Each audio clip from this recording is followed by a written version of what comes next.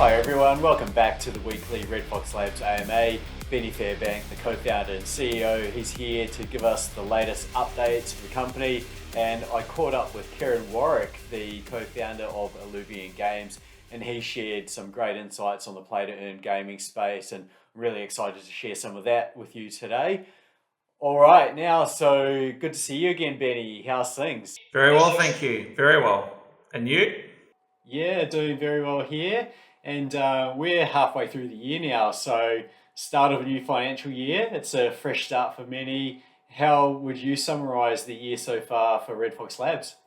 Yeah, it's been an interesting year. We've got obviously markets and sentiments and things that happen in the markets overall. It's been pretty topsy-turvy year, and I think it doesn't always reflect what's actually happening behind the scenes. So for us, we're getting to a pretty exciting point because we can start seeing a lot of this stuff that we're building come together now. So for us, I think it's been a productive year behind the scenes, and I'm looking forward to, I think it's going to be a monster end of the year, that's for sure. Okay, and what would you have changed if you could have, and what have you learned? Learned a lot of stuff. I wouldn't change much because of the fact that startups are all about pivoting and all about making sure that you are finding the fastest and the best route. I think, we obviously we had a linear model for the DBot, as we've talked about before, and it would be one thing after another thing after another thing. So we did pivot and sort of say we have to get them all built at the same time, and then that plugs into the metaverse because you can't have the metaverse out and not have products and companies to plug into it. So if I were to do anything differently to the way we've done it, I'd say start building simultaneously earlier, but our situation didn't allow for that to happen anyway. So there's not a lot we could have changed or done differently, but I think we've definitely made the right choices long term. So very satisfied with the way things are going now. All right, so let's have a look at some of the RFOX company updates for the week. What can you share with us? Yeah, so as stated before, what we want to do is talk about the week that was. So we're going to start producing a follow-on to the paper that was a couple of weeks ago, talking about what we've done in each of the ventures so we can give people a very clear update on how things are going. But we're getting closer and closer. With media, for example, we've started employing people on the ground in the Philippines, so we'll elaborate more on that. But ultimately, the mechanism and wheels are in motion. We've started getting all of the content together. We're starting to really see some things come together behind the scenes with the product development as well.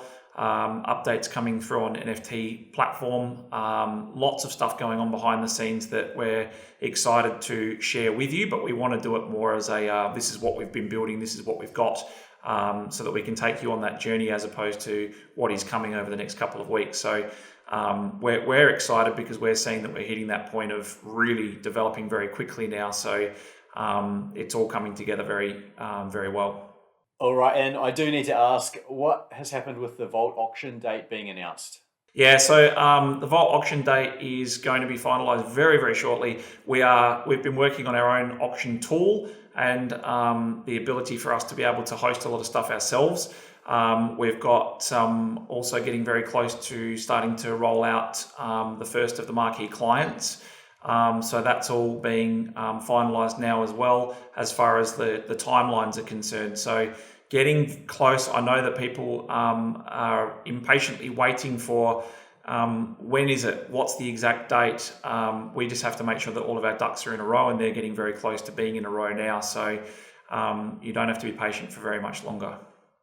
Okay, and I caught up with Kieran Warwick from Illuvium Games, and he talked about some of the challenges of entering play-to-earn games, like the high cost of transactions on the Ethereum network, and also seeing the trend of gaming organizations moving towards layer 2 technologies, creating more seamless gaming experience. What is RFOX Games' strategy to overcome some of those roadblocks to play to earn? So with the COGS play to earn gaming version, when that's released soon, what's happening? Yeah, that's why it was a pretty important decision for us to build where we did for the game and to make it an EOSIO implementation. The fact is that this is a big problem, an ongoing problem, and it's killed a lot of games on the Ethereum network. It's been a long-standing, ongoing problem that they're trying to resolve, and the layer 2 solutions have sort of popped up, and you've got Immutable X and a lot of the Ethereum-based layer 2 solutions that are trying to provide those answers.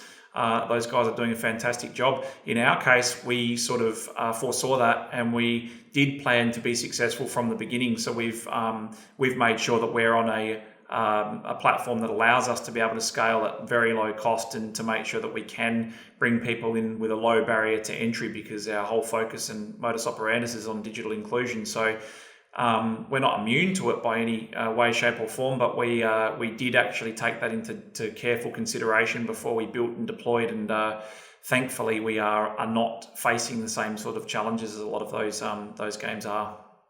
And Kieran touched on the opportunities for investors in the play to earn space. We'll play that clip now.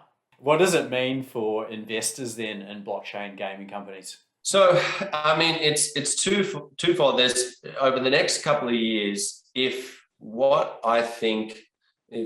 prediction comes true and a bunch of these studios start building these AAA games in the space, it opens up a huge opportunity for investors to get in early and see, okay, which are the ones that we think are going to make it, which ones have long-term revenue strategies, all that kind of stuff. And so I think there's probably 10 projects coming out in the next couple of years where there'll be awesome investment opportunities. I'm certainly looking myself. We don't think we're going to be lone rangers here. We're in fact the opposite. We think this is going to be so attractive that there's going to be so many big studios that are looking to raise money, which creates that opportunity for the investors. And yeah, I mean, there's going to be unparalleled ability to invest in these really, really successful projects. And then from there, and obviously I'm very biased and I'm very bullish on NFTs and gaming, but if we start getting these 3 billion gamers to come across and go into blockchain, where do they go after that? Then all of a sudden they've got token yields. Now all of a sudden they've got a wallet.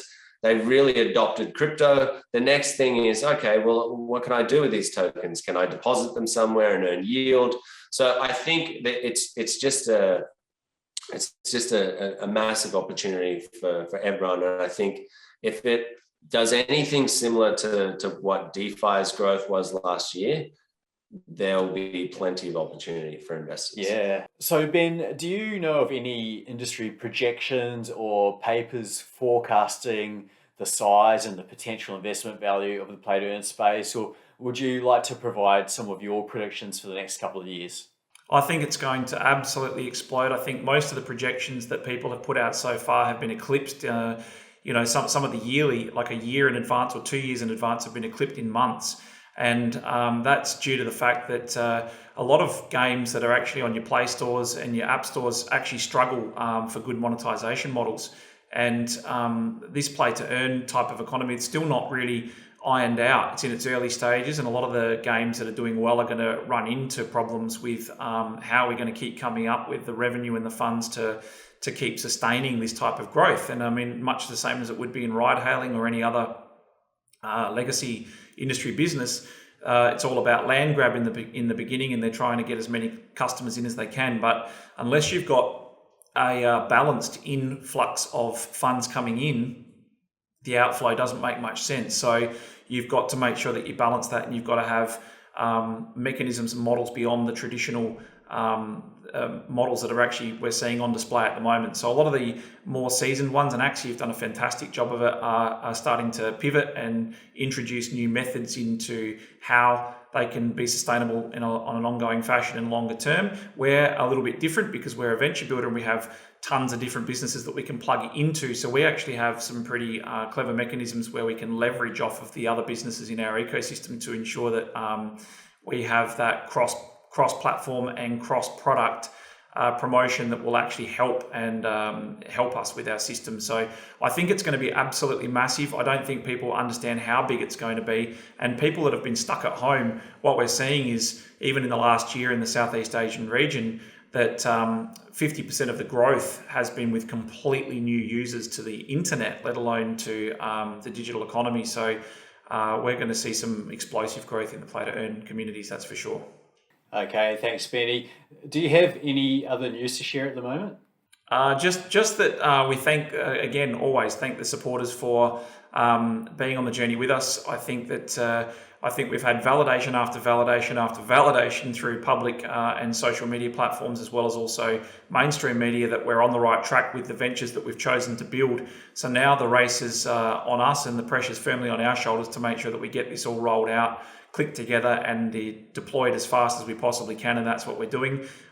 Feels like every week it's a new number to quote, but we're well over 40 core members now, plus all of our contractors as well. We're growing fast, and that growth doesn't even keep up with the workload. So we're growing as fast as we possibly can to make sure that we get this sustainably rolled out, bringing on some amazing talent to help us do that, and very excited to know that the change and the pivot of building things simultaneously will mean that we can get the end products out to you much faster. So that a little bit of pain and patience right now will pay off tenfold, because we'll have the whole thing out much faster.